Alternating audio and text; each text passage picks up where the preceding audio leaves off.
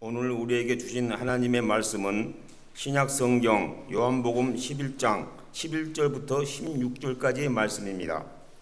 신약 성경 164쪽 정도에 있습니다. 요한복음 11장 1절부터 16절까지의 말씀입니다. 말씀을 봉독해 드리도록 하겠습니다.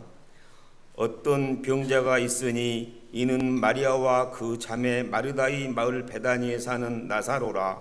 이 마리아는 향유를 주께 붓고 머리털로 주의 발을 닦던 자요, 병든 나사로는 그의 오라버니더라.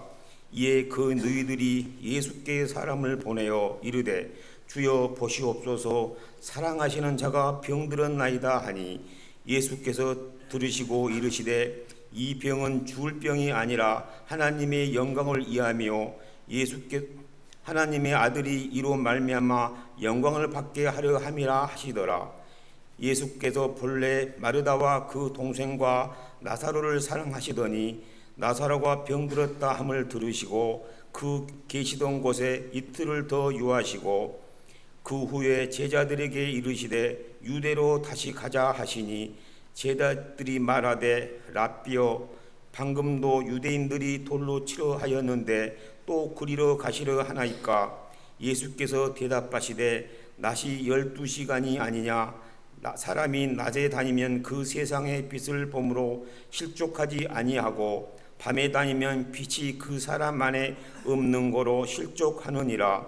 이 말씀을 하신 후에 또 이르시되 우리 친구 나사로가 잠들었도다. 그러나 내가 깨우려 하노라.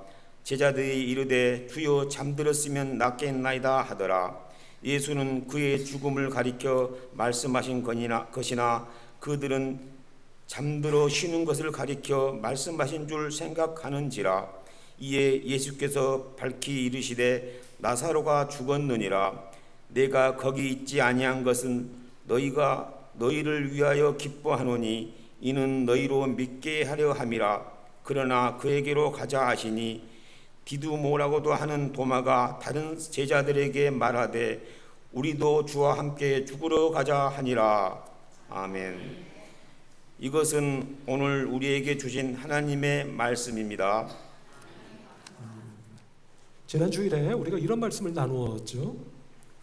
운동선수에게 프로 선수가 있고 아마추어 선수가 있습니다 하는 말씀을 드리며, 그 프로 또는 아마추어라고 하는 말이 무슨 뜻인가 라고 하는 것을 여러분께 말씀드린 일이 있습니다. 그래서 우리는 신앙생활을 하며 프로 같은 신앙인으로 살 수 있어야 하지 않겠습니까?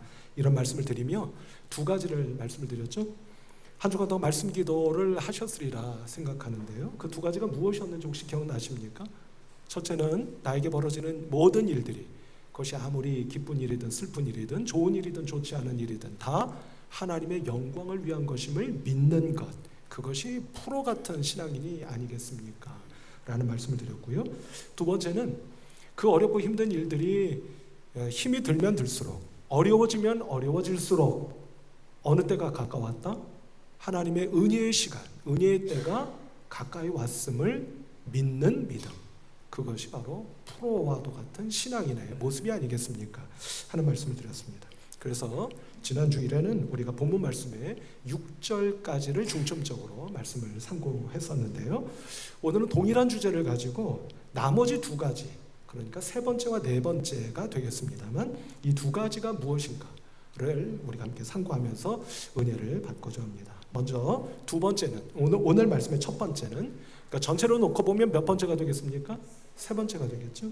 그 세 번째가 무엇인가 하는 것을 좀 말씀을 상고하려고 합니다. 그 세 번째는 바로 이런 겁니다. 한번 잘 들어보시길 바랍니다.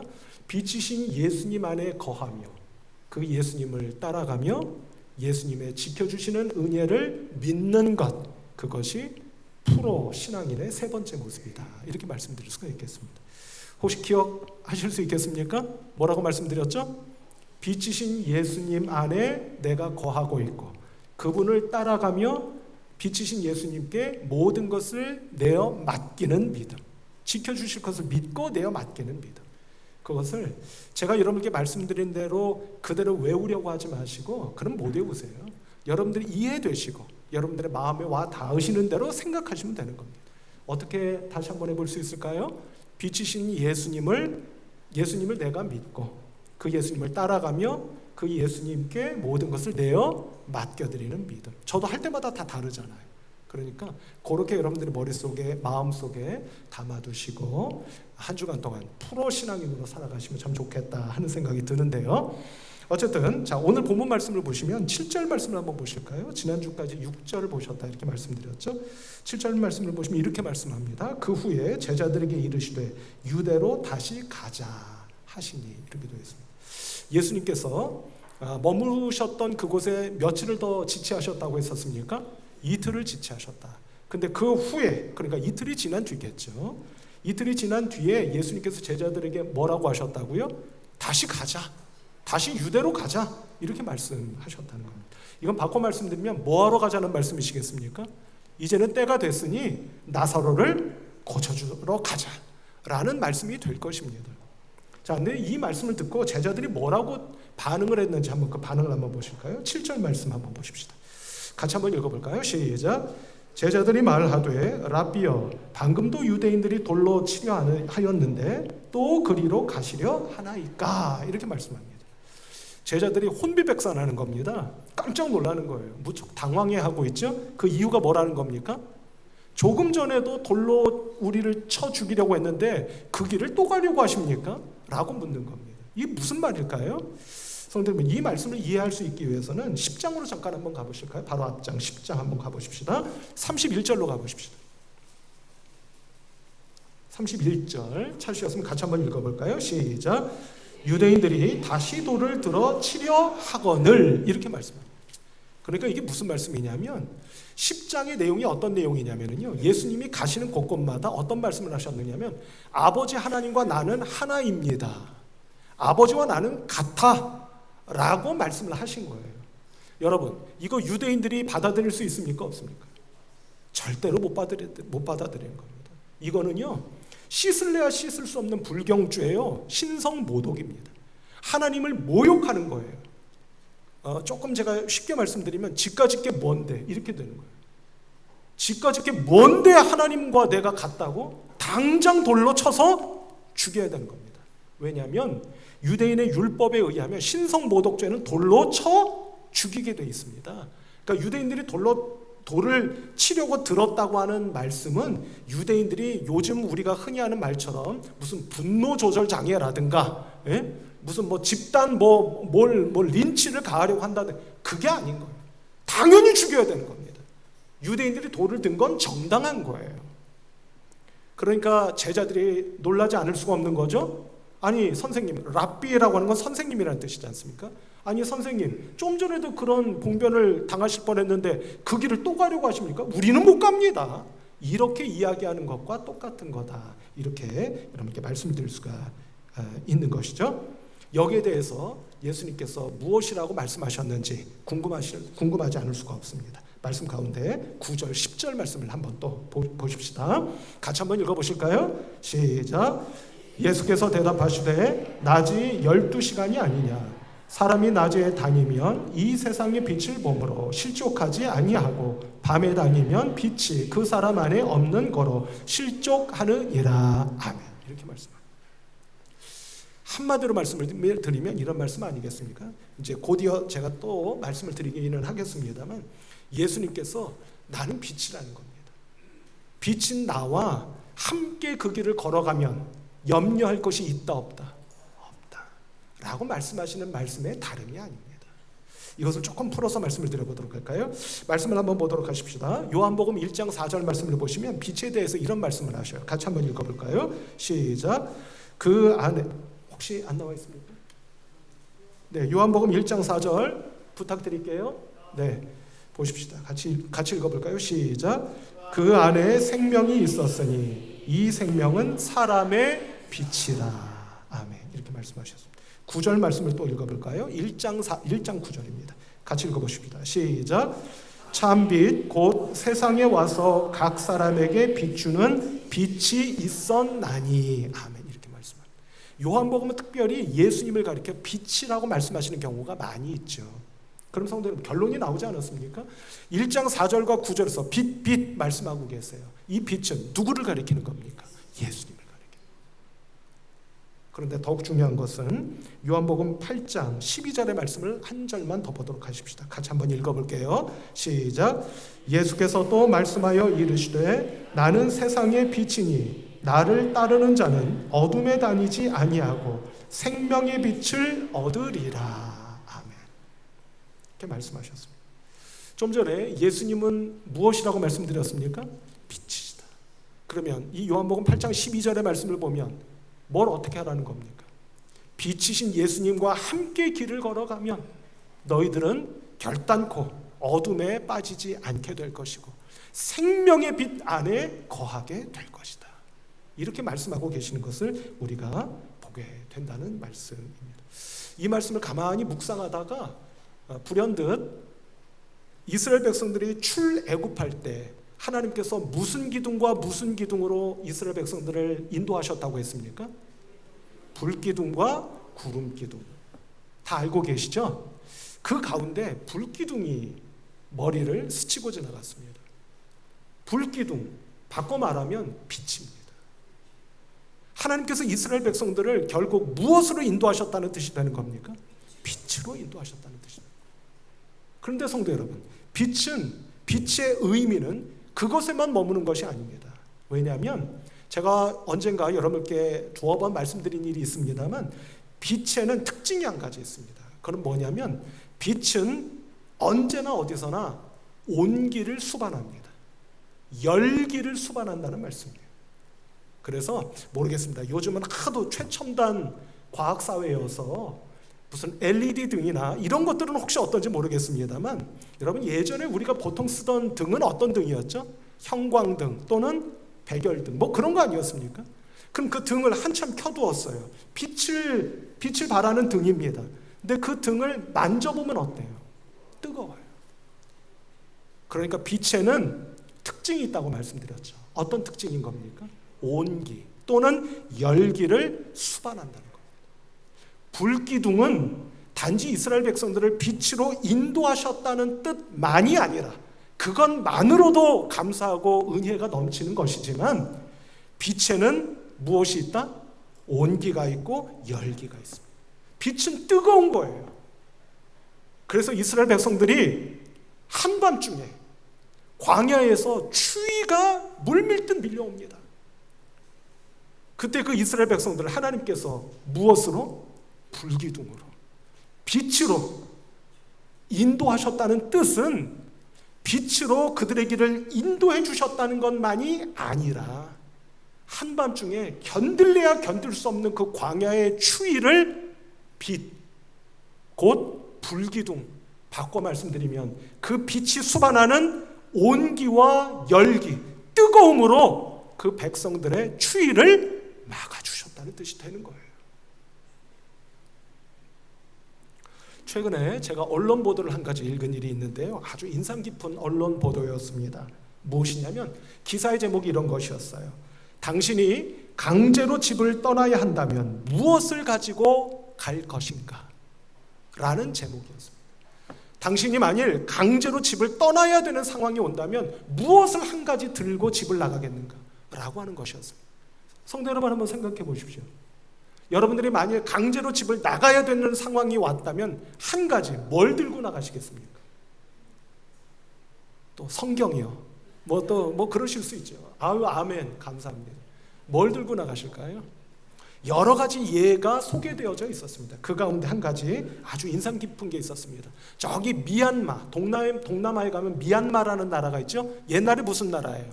버마. 들어보셨습니까? 옛날 버마라는 나라가 있었잖아요. 지금은 미얀마라고 부르죠.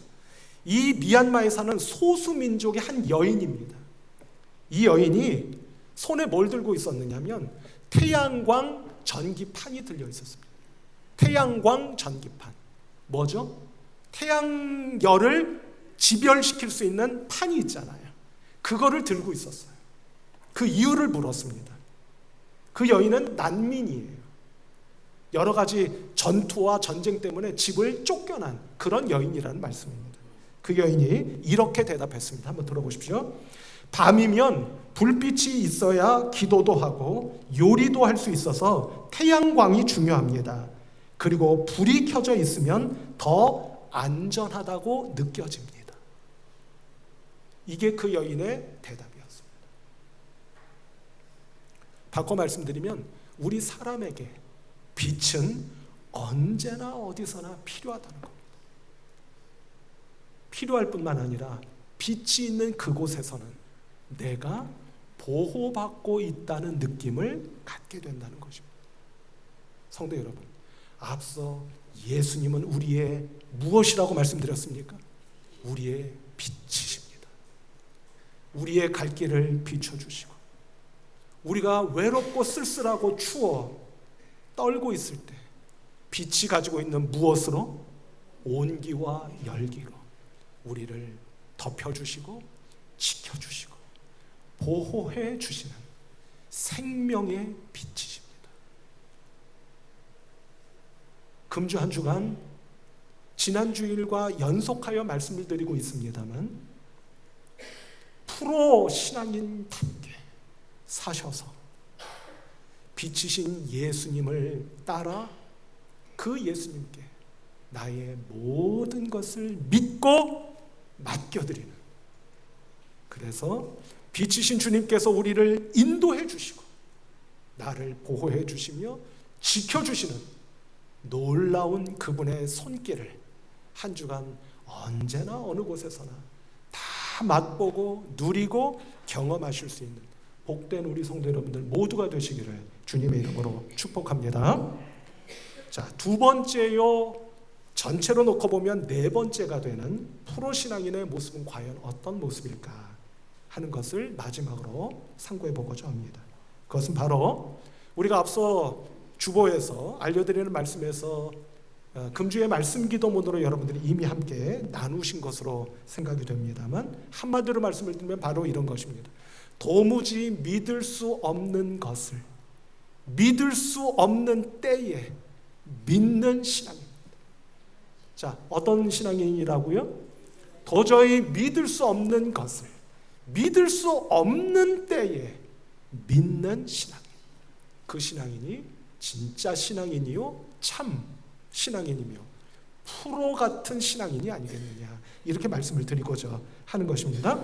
자, 주님께서 그렇게 나를 믿고 따라오너라, 나는 빛이니 염려하지 말아라, 따라오거라 말씀을 하셨다고 말씀을 드렸습니다.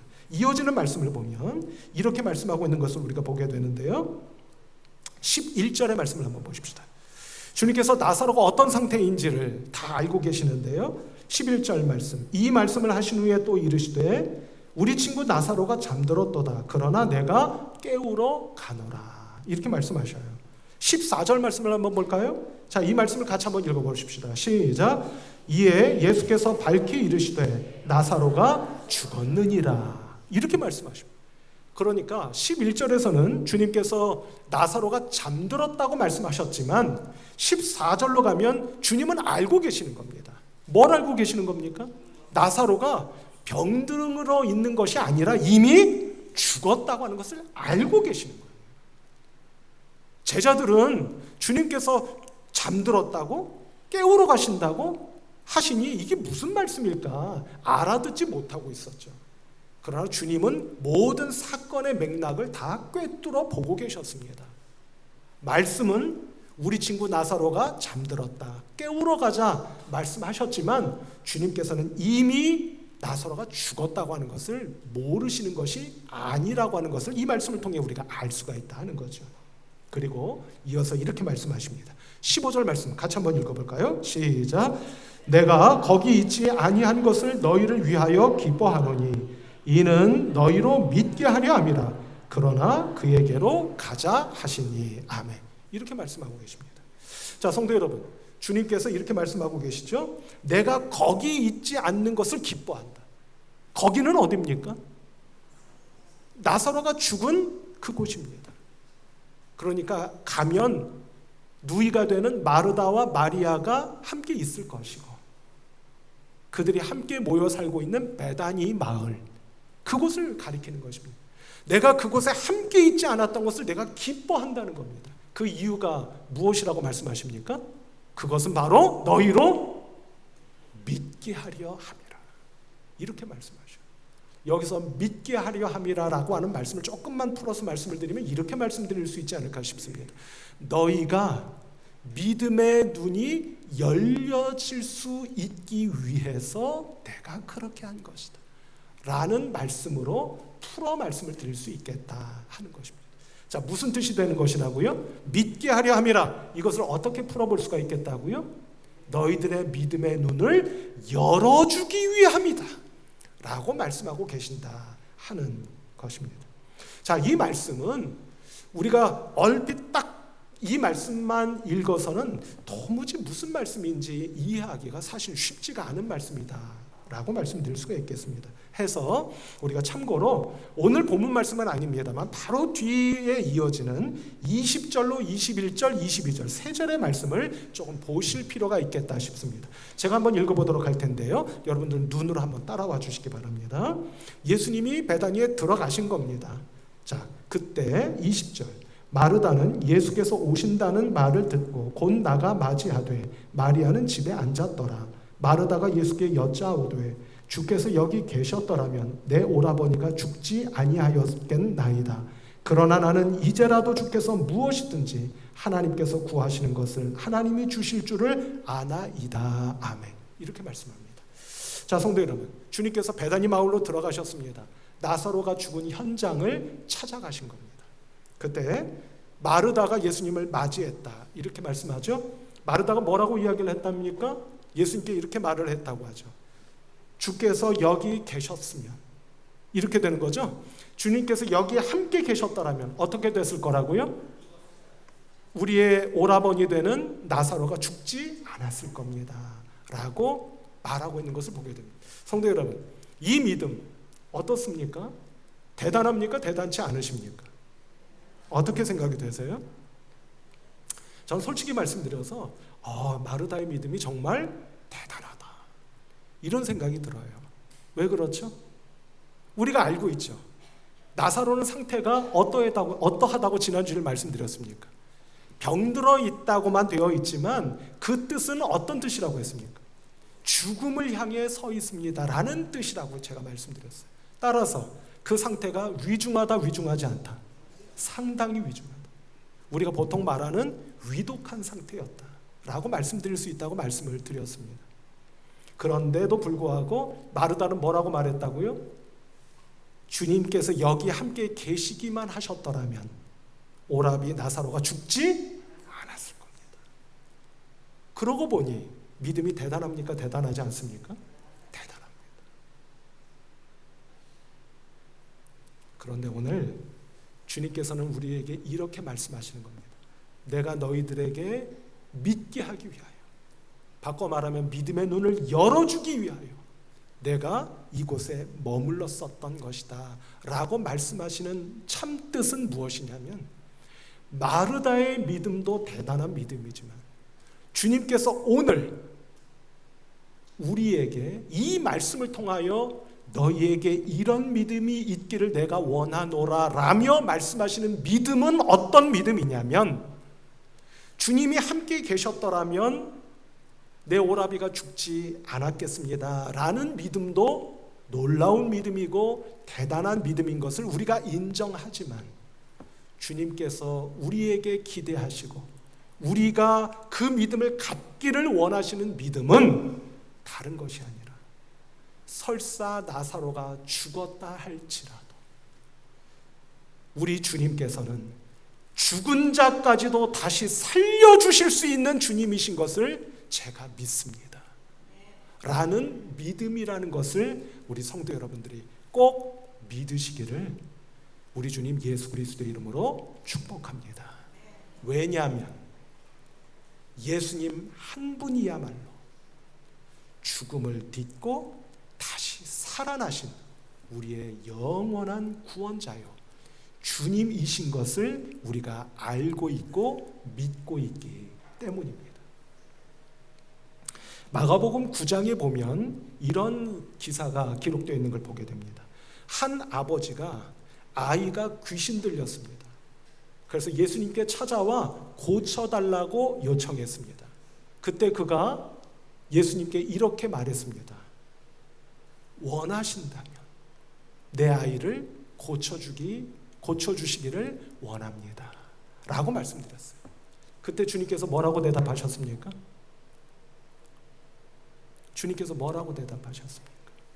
믿는 자에게는 능치 못함이 없느니라. 그 말을 듣고 아이의 아버지가 이렇게 대답했습니다. 한번 들어보시기 바랍니다. 곧 그 아이의 아버지가 소리질러 이르되 내가 믿나이다. 나의 믿음 없는 것을 도와주소서 라고 대답했습니다. 오늘 성도 여러분, 이 아이의 아버지의 고백이 여러분들의 고백이 되시기를 축복합니다. 어떤 고백입니까? 내가 믿나이다. 믿는다는 겁니다. 믿겠다는 겁니다. 도무지 이 자리에서 믿을 수 없지만 당신께서 내 아이를 불쌍히 여겨주시고 저를 긍휼히 여겨주셔서 이 아이를 고쳐주실 것을 믿겠다는 겁니다. 오늘 성도 여러분, 여러분들에게도 지금 이 시간 이 자리에서 제가 다른 것은 믿어도 그것은 못 믿겠습니다 하시는 것이 있지 않으십니까? 아무리 생각해봐도 이것만큼은 바뀌지 않을 것 같은 뭔가가 여러분들에게 있지 않으십니까? 오늘 주님께서 우리에게 말씀하십니다. 너희로 믿게 하려 함이라. 너희들의 믿음의 눈을 열어주기를 내가 원한다. 그런데 그 믿음은 설사 그가 죽었다 할지라도 우리 주님은 죽은 그 사람까지도 다시 살려주실 수 있는 유일한 분이시라는 것을 제가 믿습니다 하는 그 믿음이란다 라는 것을 말씀하고 계신다고 믿습니다.